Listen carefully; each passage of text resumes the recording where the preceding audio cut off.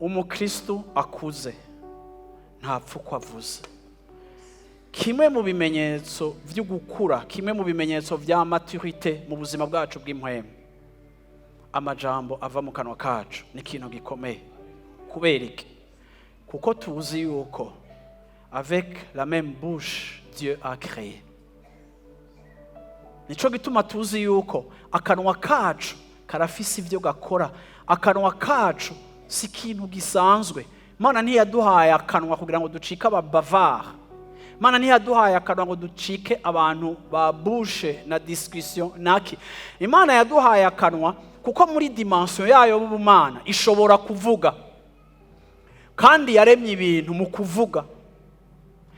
Nico gituma Imana igihe yari kiratoza Ezekiel, yaramubajije ngo Ezekiel, mbega aya magufa yoshobora kuba mazima? Imana yari kiratoza Ezekiel kugira ngo imwibutse kandi imwigishe yuko mwana w'umuntu, kuko uri mu maboko yanje, uri umuntu adasanzwe. Ariko Ezekiel aragira duta, aravuga ati Mana, ibyo aribyo byose ibyo wowe ni wowe ubizi, ariko simbona possibility ngana abantu bosubira kubaho bapfuye. Imana iramubwira ngo vugishwa mwana w'umuntu.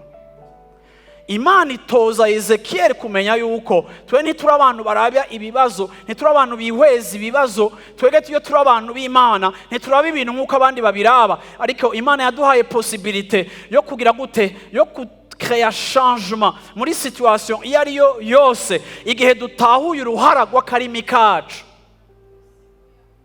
Ni nk'uko Imana yari kirabwira Ezekiel ati mwebwe muragenda ahantu musirikira muvuga ngo abantu barahapfiriye, mugira gute. Ururimi rwacu nsugo kugira constat y'ikibazo, ariko ururimi rwacu nugo kumodifia situation uko ishobora kubimeze. Kuko Imana nk'uko ifise ubushobozi mu kanwa kayo, namwebwe yashize mu kanwa kanyu ubushobozi, yashize ubuzima kandi yashize urupfu mu kanwa kanyu. Nico gituma umuntu w'Imana ntakengera ijambo riva mu kanwa kiyo. Ndasenga ngo duhejeje kuvuga iri jambo, Imana ibe yahinduye imvugo yawe.